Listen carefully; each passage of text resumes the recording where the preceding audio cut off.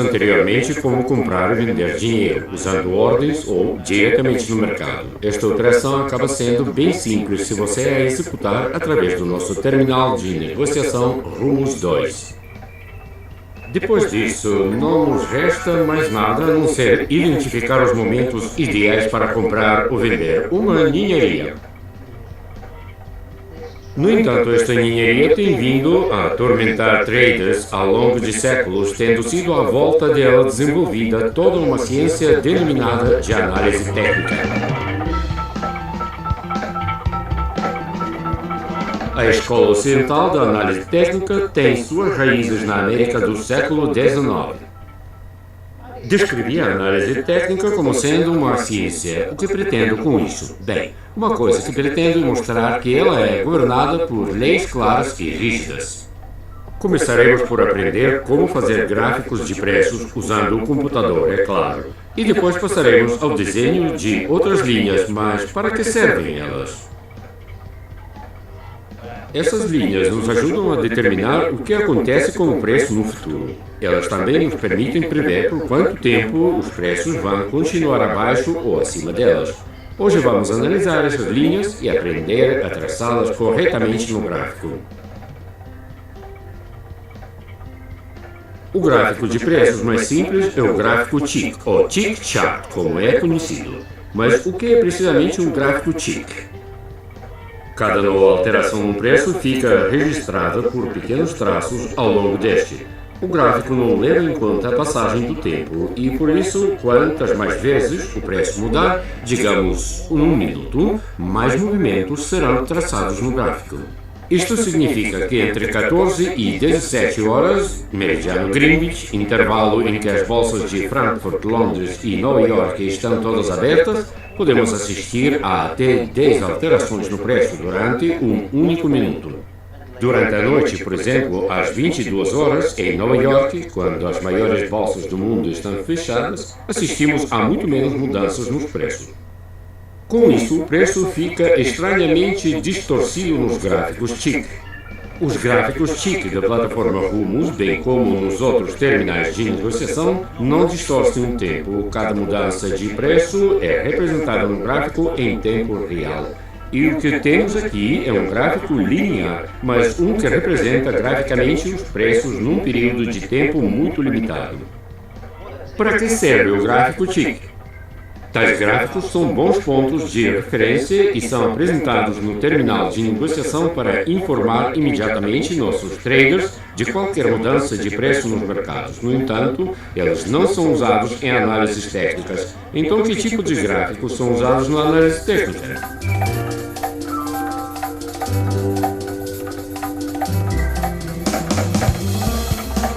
Se procurar no dicionário, a palavra barra surge referida como sendo um pedaço de metal, e nós traçamos nossos gráficos com barras.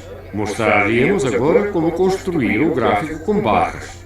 Você já sabe que o Forex é um mercado que trabalha 24 horas por dia, sem esquecer que tem dias de folga. Já mencionamos que a sessão de negociação termina, por consenso internacional, às 21 horas e 30 minutos meridiano Greenwich. No entanto, a verdade é que os traders profissionais terminam a sessão às 21 horas. Por que isso? Venha conosco e entenderá por si mesmo.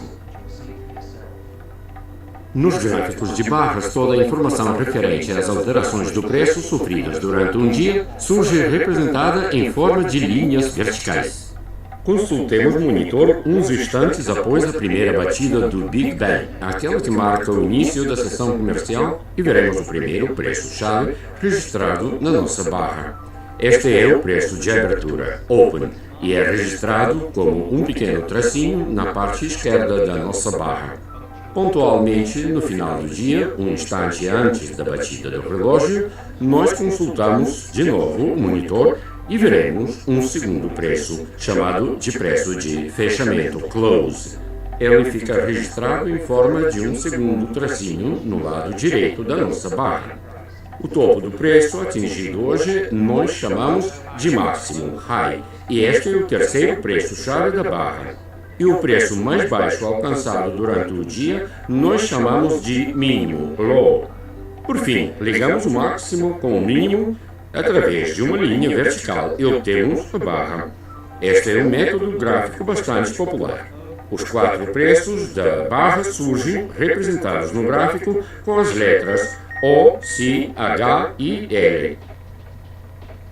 E dia após dia, hora após hora, barra após barra é traçada, marcando o tempo com um avanço padrão para a direita e criando um gráfico confiável de alteração dos preços. Os japoneses têm vindo a acompanhar e estudar o comportamento da alteração dos preços durante séculos. Os preços do arroz começaram a ser registrados a partir da Idade Média. Para desenhar a barra, como os japoneses, devemos preencher a distância entre o preço de fechamento e o preço de abertura, com um retângulo branco. A distância entre os preços high e low são ligados a este retângulo com uma linha vertical. Esta nova figura chama-se vela japonesa e é muitas vezes referida simplesmente como vela. Ao retângulo dentro da vela chamamos de corpo e as linhas verticais ficaram conhecidas como sombras. O corpo da vela pode mudar de cor. Quando o fecho for maior que a abertura, como é o nosso caso, o corpo é branco e crescente. Caso contrário, o corpo é preto e decrescente.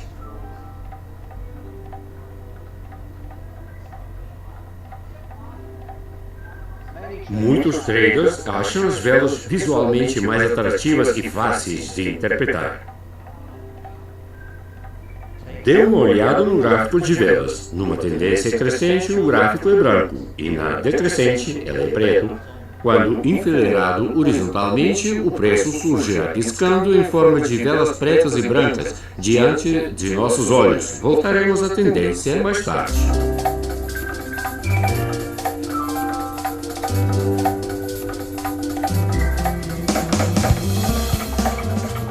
A história deu-nos um caso fascinante. 2 grupos independentes de traders foram analisando o mesmo fenômeno durante um longo período de tempo. E sem trocar nenhuma informação entre si, chegaram às mesmas conclusões. No Japão, país onde as velas foram inventadas, havia rígida política de isolamento até 1862. Por isso, os traders japoneses nada sabiam sobre a barra americana. Devido a essas restrições e condicionadas pela geografia, as barras e as velas foram criadas de forma absolutamente independente umas das outras. Embora tenham sido desenvolvidas em extremos opostos do mundo, ambas, barras e velas, recorreram aos mesmos 4 preços principais na sua construção: abertura ou fechamento C, máximo H e mínimo L.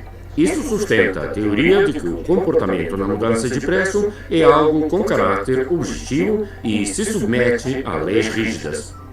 A análise técnica se dedica ao estudo e à aplicação dessas leis.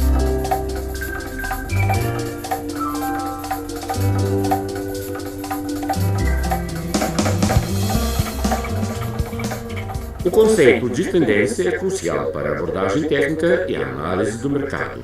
Qualquer instrumento que o trader use, sejam os níveis de suporte ou de resistência, padrões gráficos, a média deslizante ou quaisquer linhas de tendências, ele o usa com um objetivo bem definido. O trader, que é você, usa estes instrumentos para identificar e acompanhar a tendência de modo a permiti-los trabalhar neste canal. Deixe-me fazer uma parte. Eu disse trabalhar e não jogar. Quando você joga no mercado, está facilmente sujeito a perder, apesar de ter iguais probabilidades de ganhar. Quando se trabalha, ganhar dinheiro é a única possibilidade viável. Você ouve frequentemente conselhos do tipo: nunca negocie contra a tendência, ou a tendência é a sua amiga. Creio chegada a hora de definir então o que é tendência. De um modo geral, a tendência é a direção do movimento do mercado. No entanto, esta definição me parece generalizada demais. Na vida real, nenhum mercado avança em linha reta, mas sim em zigue-zague, parecendo ondas, formadas pelas subidas e descidas de preços. É a dinâmica direcional desses máximos mínimos que determina a tendência. A dinâmica dos picos e os vales, estejam eles subindo, descendo ou avançando na horizontal, nos fala do caráter da tendência. Caso cada pico e vale fiquem acima dos anteriores, estamos ante uma tendência crescente. Caso cada vale subsequente fique abaixo do vale anterior, estamos ante uma tendência decrescente.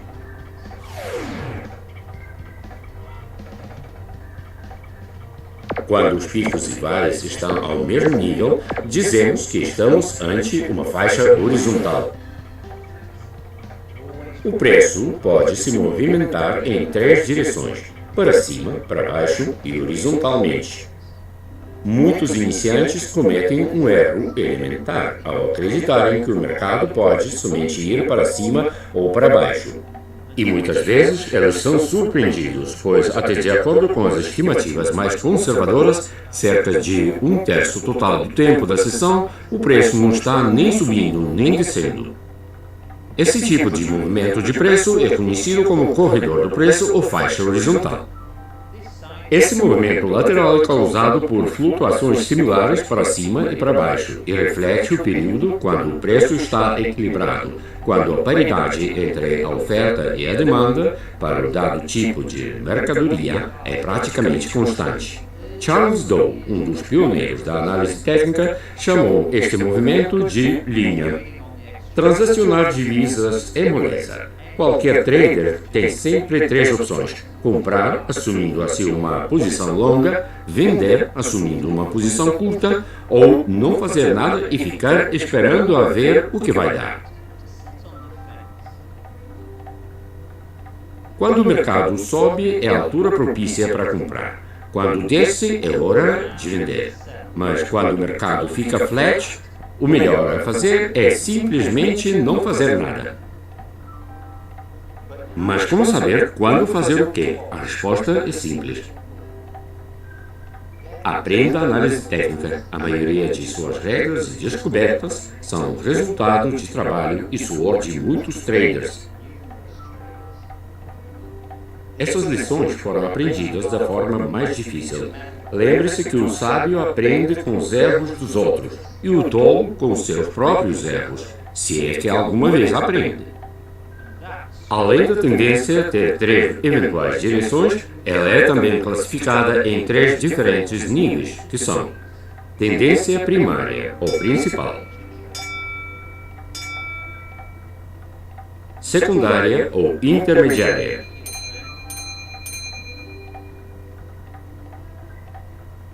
e a tendência menor.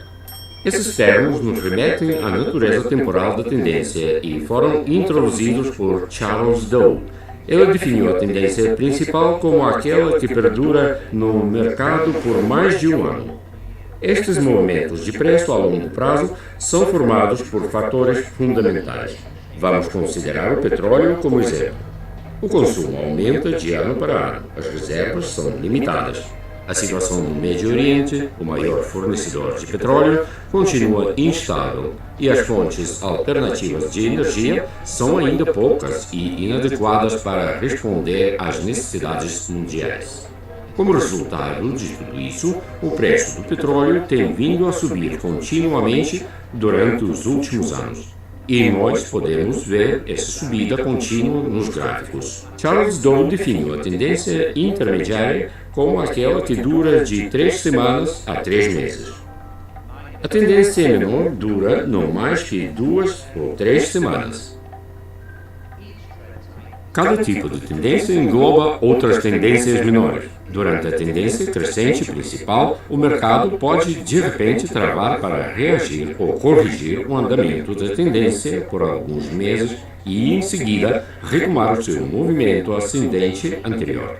Esta correção intermediária será, por sua vez, também ela feita de descidas e subidas mais curtas. E tudo isso se repete vezes sem conta. Por um lado, qualquer tendência é parte de uma outra tendência maior, mas também ela encerra em si elementos menores. É importante que você tenha uma visão global da diferença entre esses três tipos ou níveis temporais da tendência. Se alguém lhe perguntar qual é a tendência atual do euro contra dólar, antes de responder, você deverá perguntar a esta pessoa que intervalo de tempo é que ela tem em mente.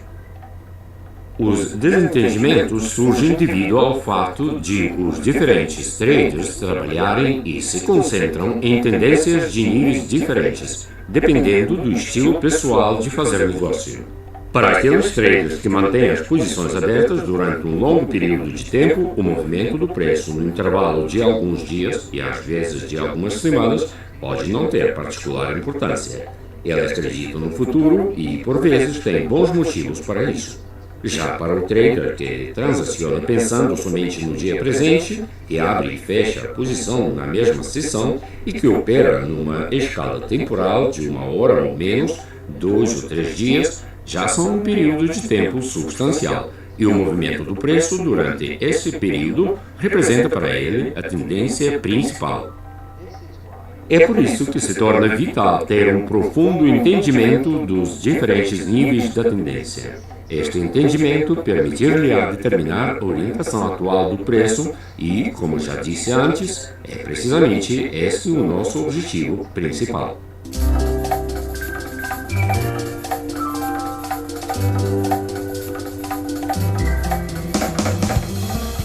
Nós gastamos bastante tempo discutindo a teoria da tendência no geral e a direção da tendência em particular.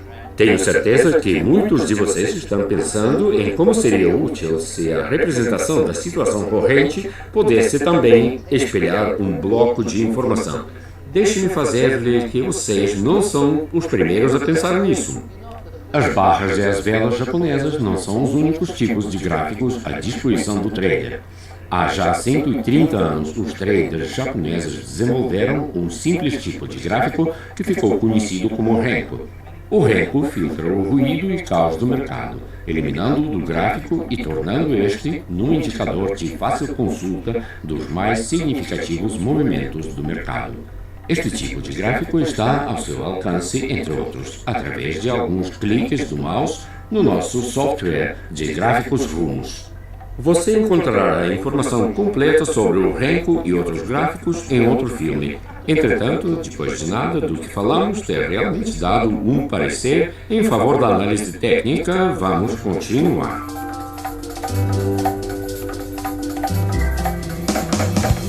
Já repetimos mais de uma vez que os preços se movem em zigue-zague e que o progresso nos gráficos dos máximos e mínimos em forma do zigue-zague determina a tendência.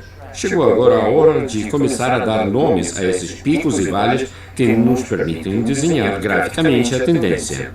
A linha horizontal, traçada através do último mínimo local do preço, é conhecida como nível de suporte. O suporte é o nível ou área do gráfico na parte inferior do mercado, onde o preço caiu e atingiu o nível onde o entusiasmo dos compradores ficou forte o suficiente para conter a pressão da venda. Num segundo cenário, a linha horizontal é traçada passando pelo mais alto pico do preço e é conhecida como nível de resistência. A resistência é o nível ou área na parte superior do mercado, onde o entusiasmo para vender fica forte bastante a ponto de contrabalançar e resistir à pressão da compra. A história desses termos é fascinante. Já lá vai o tempo em que os especuladores na bolsa sabiam lucrar somente com o crescimento do preço. A única opção era comprar a um preço baixo e vender a um preço alto.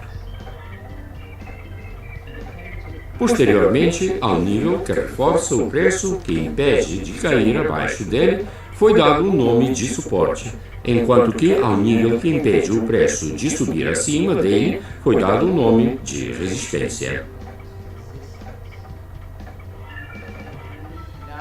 Hoje em dia, tudo é uma questão de perspectiva, meus amigos. Há já muito tempo que aprendemos a fazer dinheiro com a queda do preço no mercado de commodities. Não obstante, os nomes não alteraram.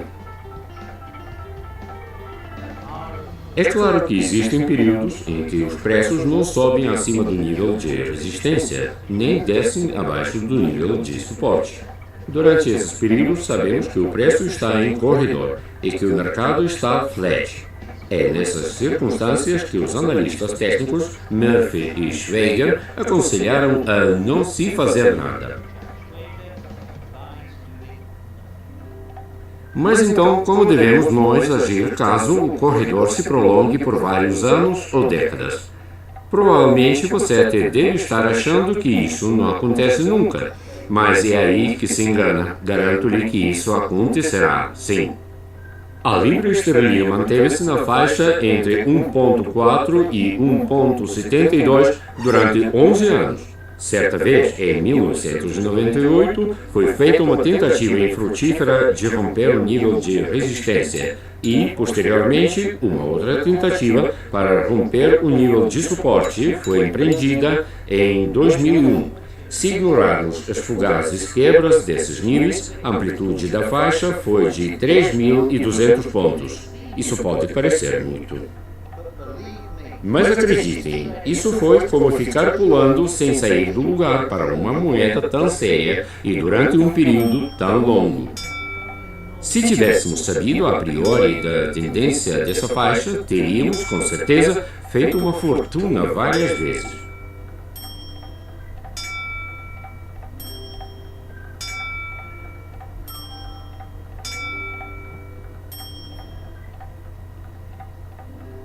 Tenha sempre em mente que os corredores podem durar qualquer intervalo de tempo, podem ser encontrados em qualquer escala temporal. De minutos,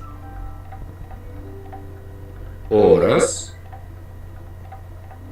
dias ou semanas. O gráfico de pontos e figuras é a ajuda ideal para identificar os níveis precisos de um mercado flat. O gráfico diário do euro que você tem diante de si é aquele bem comum de barras ou velas. Agora você pode ver aqui os mesmos dados transcritos para o gráfico de pontos e figuras. Neste tipo de gráfico, os níveis de suporte e resistência são facilmente identificados. Por aqui você pode ver o caminho que os traders percorreram para poderem interpretar corretamente a situação do mercado e ganhar com isso mais dinheiro. Você encontrará todo um leque de aplicações deste gráfico menos comum, mas muito útil, também no outro filme.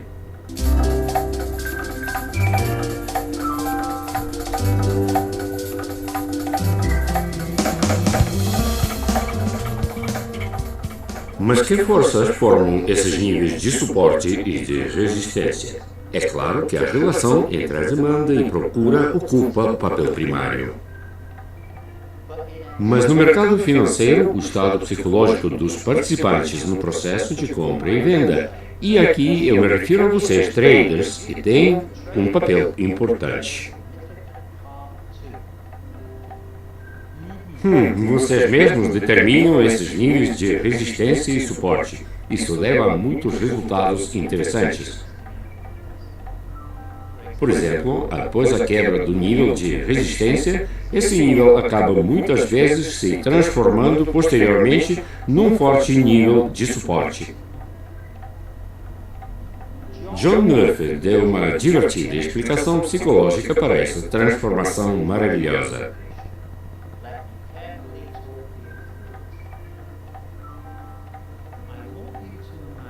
Imaginem que todos os traders do mundo estejam divididos em 3 grupos. Aqueles que compraram, no nosso caso moedas, nós chamamos de touros. Aqueles que venderam, chamamos de ursos.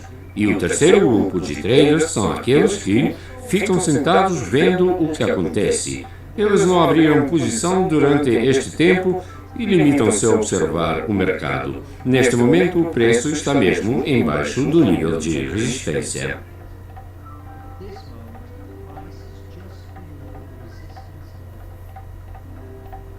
A propósito, de onde você acha que esses nomes touros e ursos surgiram?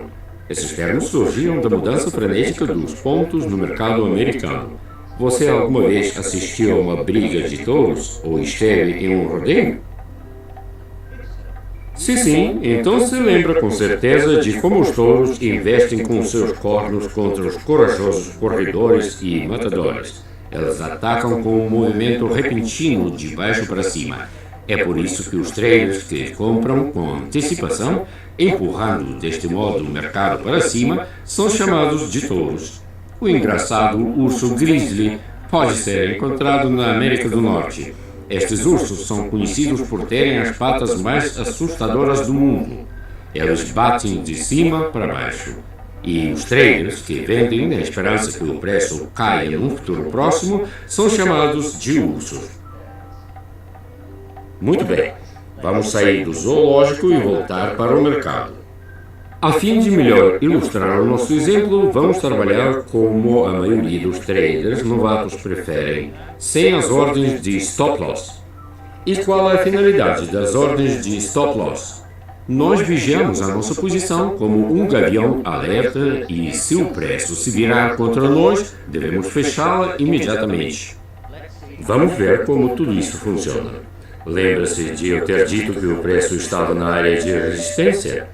Nós não estávamos brincando quando falamos da força dos níveis. O mais provável é que o preço, ao atingir a resistência, seja rechaçado de volta, em vez de o romper. Mas precisamente nesse momento acontece uma coisa. Chegam novas notícias ao mercado que provocam a subida do preço, fazendo com que ele passe para lá do nível de resistência, onde se manterá entre alguns dias até algumas semanas. Vamos rever o estado de espírito dos nossos já referidos 3 grupos de traders. Os touros estão felizes e muito satisfeitos consigo mesmos. A vida corre-lhes bem, mas sua sede de lucro continua. Se o preço cair de volta para a área da antiga resistência, eu comprarei mais. Assim pensa o touro. Os ursos estão desapontados próximos do desespero. Pensam nas prováveis perdas caso fechem a posição ao preço corrente, somadas com os efeitos negativos de alavancagem. Esta situação transformará os ferozes ursos em vira-latas, uivando ao luar numa noite fria e chuvosa. Realmente, de boas intenções está o inferno cheio. Os ursos são sinceros quando pensam que se o preço descesse um pouquinho, tudo teria ficado bem. Aqui está o nível de resistência que eles viram o preço quebrar e querem realmente fechar as suas posições. No entanto, hesitam, alimentando a esperança de que o mercado ainda vire a seu favor. Isso poderia acontecer, sim, mas não no nosso exemplo. Caso lhes fosse dada uma outra oportunidade e o preço voltasse ao antigo nível, eles voltariam a comprar. E assim, também os ursos estão prontos a comprar no antigo nível de resistência. Entretanto, aqueles que ficaram somente observando já estão fora do mercado há muito tempo. Eles acabam acordando quando o preço quebra o nível de resistência. Agora percebem o papel-chave do nível quebrado. Também eles estão prontos a se juntar aos touros, mas somente se o preço voltar a descer para o antigo nível de resistência. O destino dá muito frequentemente chance aos 3 grupos. O preço cai até o nível de resistência, como que pondo de novo à prova a sua solidez. Mas nesse momento, ordens de compra vindas dos 3 grupos começam a fluir e o preço é mais uma vez empurrado para cima.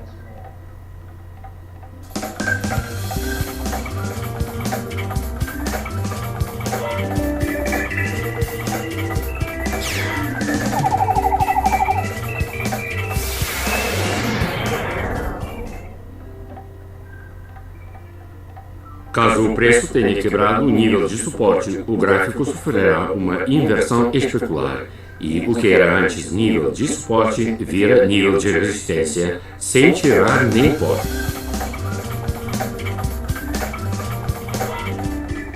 Então, boa caçada, meus amigos!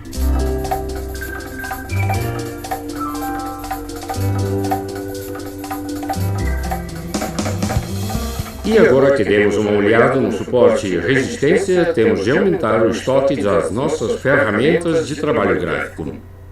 Uma tendência ascendente é formada por uma faixa de preços crescentes, tal qual degraus de uma escala. Se juntarmos todos os mínimos dessa faixa, obtemos uma linha de tendência, também conhecida como linha de suporte. Essa é a linha de tendência de touros, a tendência do mercado de alta. Em caso de faixa decrescente dos preços, nós juntamos os máximos e assim formamos outra linha de tendência, a que damos o nome de linha de resistência. Essa é a linha de tendência de urso do mercado de baixa. E quando as linhas de suporte e de resistência são horizontais, elas são conhecidas como níveis. E aí teremos a faixa de preços sobre a qual já falamos antes, a tendência lateral. Então temos essa palavra tendência, que não deveríamos confundir, porque a tendência crescente é feita de uma série de mínimos e máximos locais crescentes, enquanto a tendência decrescente é feita de uma série de mínimos e máximos locais decrescentes. E agora que você já sabe a definição exata de tendência, pode-se perguntar por que dou tanta ênfase à tendência. Mas que grande coisa vem a ser ela? Traders e analistas costumam usar a ideia de tendência associada ao conceito de linha de tendência. As linhas de suporte e resistência nos fornecem as fronteiras precisas e mesuráveis da faixa do preço, existentes não somente no passado, mas também previsíveis para o futuro. Os níveis de suporte e resistência também nos fornecem uma faixa futura dos preços. Precisamos de pelo menos 2 pontos mínimos para desenhar a linha de suporte. Muitos traders vão desenhar ela somente depois de o preço quebrar o nível de resistência anterior. E esta estratégia é perfeitamente razoável. Outros traders desenham a linha antes, quando o preço ultrapassa a metade da distância entre os pontos 2 e 3.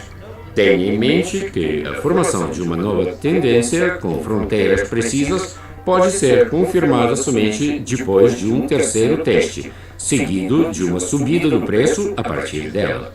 E a história se repete quando queremos desenhar a linha de resistência a partir dos 2 máximos locais. O gradiente da tendência pode ser facilmente medido se soubermos quantos pontos o preço alterou no decorrer de 5 minutos, 1 hora, 1 dia, 1 semana, dependendo da nossa escala temporal de trabalho. Essa é uma medida importante e bastante objetiva da rapidez de crescimento ou queda do preço. A análise técnica foi em tempos conhecida como a arte de fazer gráficos. Por vezes, quando a linha de tendência é confirmada, o preço pode não a vir a alcançar, ou pelo contrário, pode atravessá-la. Neste caso, aconselhamos a que desenhe uma segunda linha de teste e que deixar o tempo ser o juiz.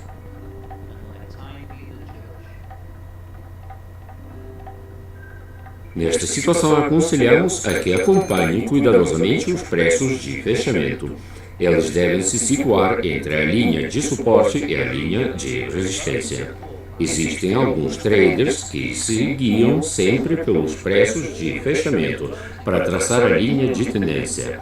Esse método é particularmente fácil de executar se trabalharmos com as velas japonesas.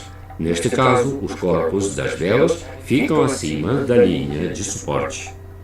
Mas, não obstante, recomendamos vivamente que leve em consideração todo o diapasão de preços. Vamos traçar uma linha paralela à nossa linha de suporte principal para nos dar margens ligeiramente vagas, mas suficientemente precisas do suporte do preço. Em breve, lhe daremos alguns algarismos para calcular este suporte. É possível representar graficamente as linhas de tendência de outro modo, identificando os pontos fortes de viragem no gráfico e usando-os para desenhar as linhas de suporte ou de resistência. O ponto de viragem é um bloco de, digamos, 5 barras, onde a barra média é mais alta do que as suas duas vizinhas. Por outras palavras, é um pico usado para desenhar a resistência. Ou vice-versa, essa barra do meio é mais baixa do que as suas vizinhas laterais. E, neste caso, é usada para desenhar a linha de suporte.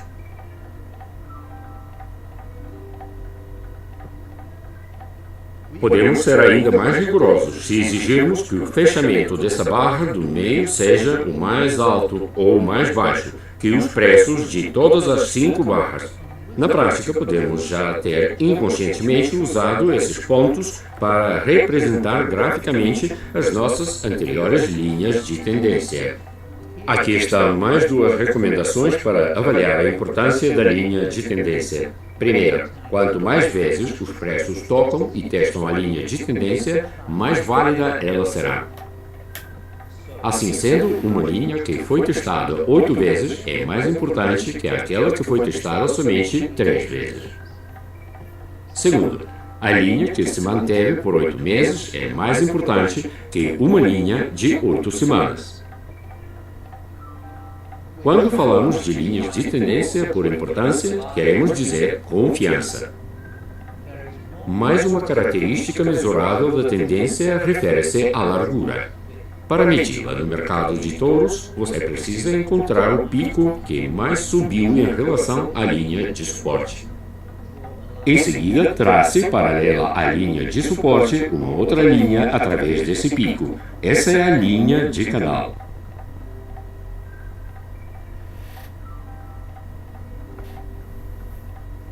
Esses são os limites precisos do nosso canal de preços do mercado de touro. Para esquematizar um canal semelhante, mas no mercado de urso, identifique o respectivo mínimo e trace uma linha paralela à linha de resistência através desse ponto encontrado.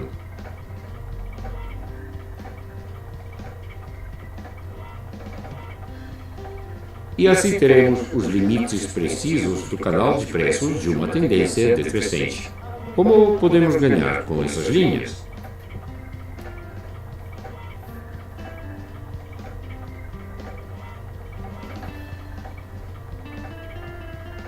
Quando você se encontra num canal crescente, o seu objetivo é comprar próximo da linha de suporte.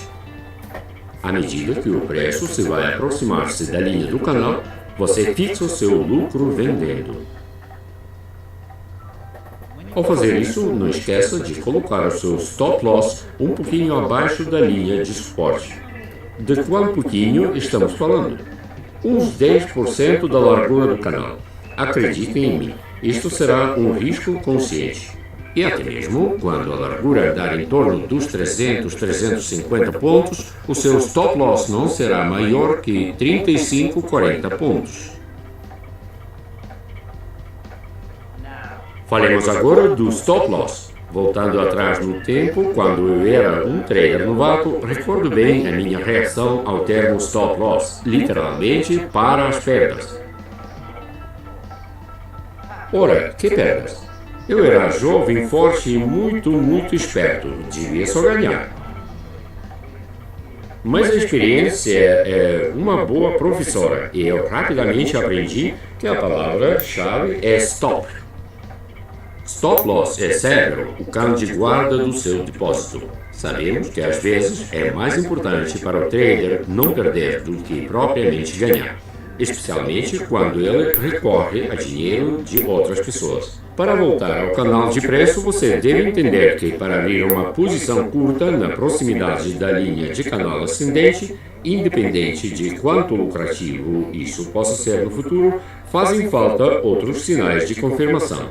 E, o que é ainda mais importante, que você necessita ter mais conhecimento e experiência do que tem agora. Assim, estude a análise técnica.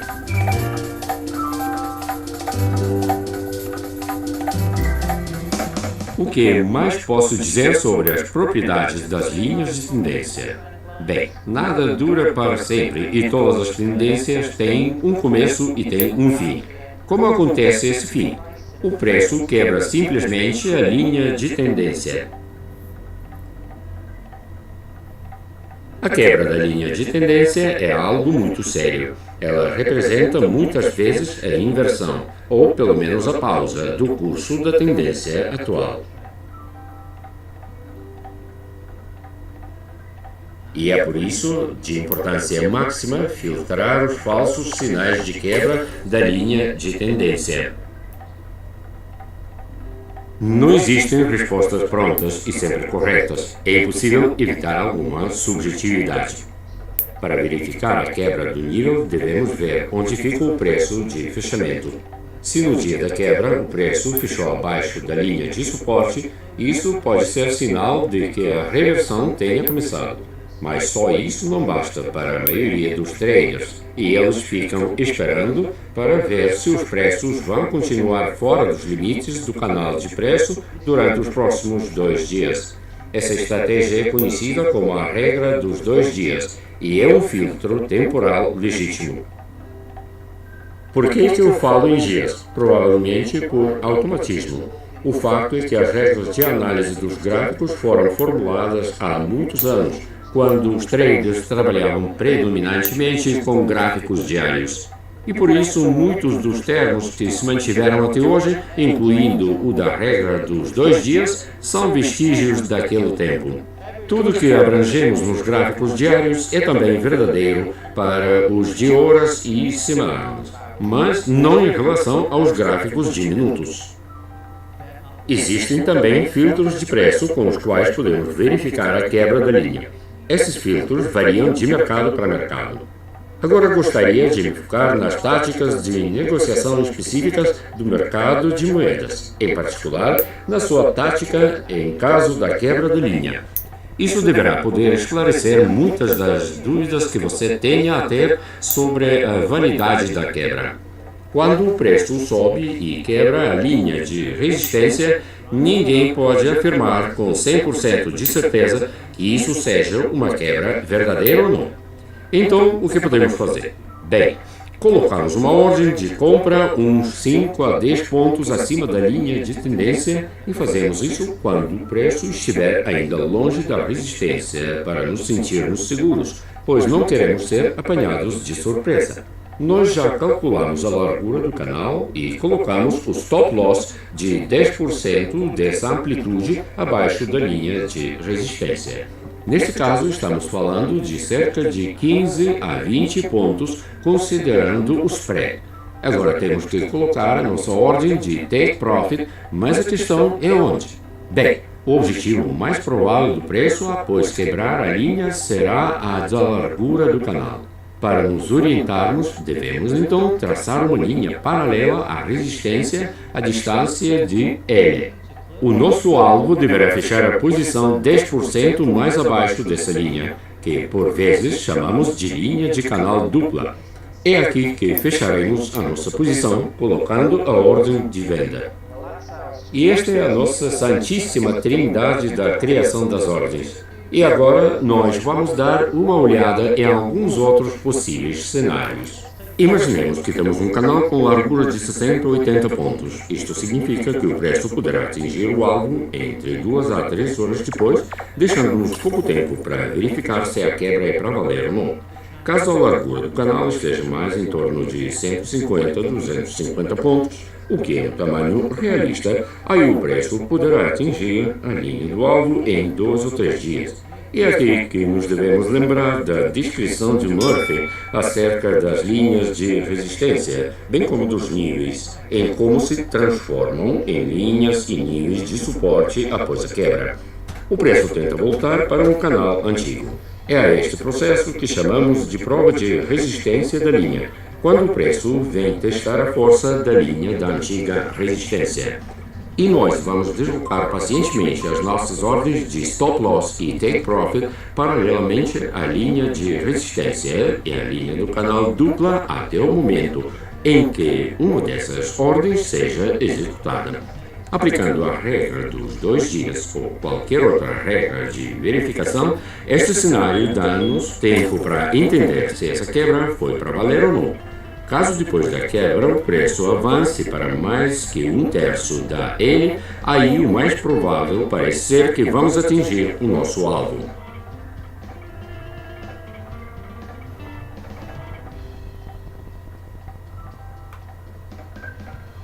Ou se, numa primeira investida, o preço atravessar a linha de resistência, esta pode, por sua vez, se tornar na nova linha de suporte. Isto significa bastante a nossa vida, pois podemos colocar a ordem de stop loss abaixo dessa linha, mas somente depois que o preço atingir um novo máximo. Esse cenário também nos favorece.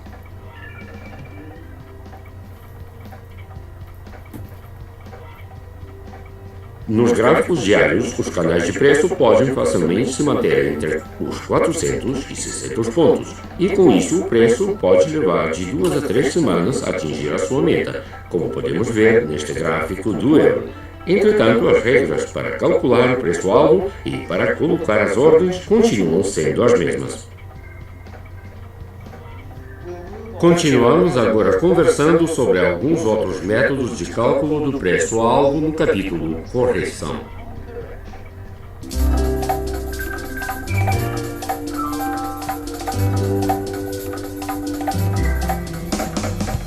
Temos estado somente a falar das quebras das linhas de tendências. Essas quebras são frequentemente o arauto da mudança de direção da tendência. Somente o tempo nos dirá se isso será a curto ou a médio prazo. Esses movimentos contrários à direção da tendência principal são conhecidos como correções. Até onde pode ir uma correção? Será que é realmente possível calcular um preço-alvo provável? Sim, é possível, mas com graus de sucesso variáveis. Para simplificar, peguemos na tendência de touro. Primeiro, precisamos examinar o que está acontecendo com a tendência principal. Para isso, devemos encontrar o ponto mínimo mais baixo, onde tudo começou. Escolhemos a vela com o menor low neste ponto de base.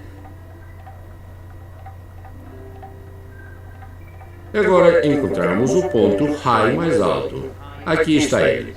Em seguida, a diferença entre o H e o N indica o movimento do preço na direção da tendência principal. Em seguida, traçamos uma linha que passe do ponto mais alto e que fique perpendicular à linha horizontal que passa pelo ponto mais baixo. Dividimos esta linha vertical em 3 e em 2. Obtemos desse modo 3 pontos, 1/3, metade e 2/3 de HL. Projetando em seguida linhas horizontais através desses pontos, temos os nossos níveis de correção. Esses valores foram propostos por Charles Dow no século XIX. Meio século depois, Ralph Elliott propôs os valores mais precisos de 0,382 e 0,5 e 0,618 como níveis de correção. A maioria dos traders modernos usam esses níveis de correção. Nós chamamos eles de níveis Fibonacci. Por quê? Respondemos em nosso outro filme sobre a teoria de ondas. As correções acabam muito frequentemente nos níveis de Fibonacci e os preços começam a se movimentar na direção da tendência principal. Quando é que o movimento do preço é considerado uma correção ou uma reversão? Enquanto estivermos ainda na sombra da tendência anterior, ele é uma correção. Assim que saímos da sombra, dizendo adeus aos caminhos antigos e entramos numa nova tendência. No mercado de urso, todos esses raciocínios e cálculos são iguais, só que especularmente invertidos. Vamos inverter o gráfico e verificar que é precisamente a mesma coisa. Os níveis de correção são instrumentos poderosos na análise técnica. Tudo o que você precisa saber é como usá-los corretamente. Por isso, devemos estudar, praticar e aprender.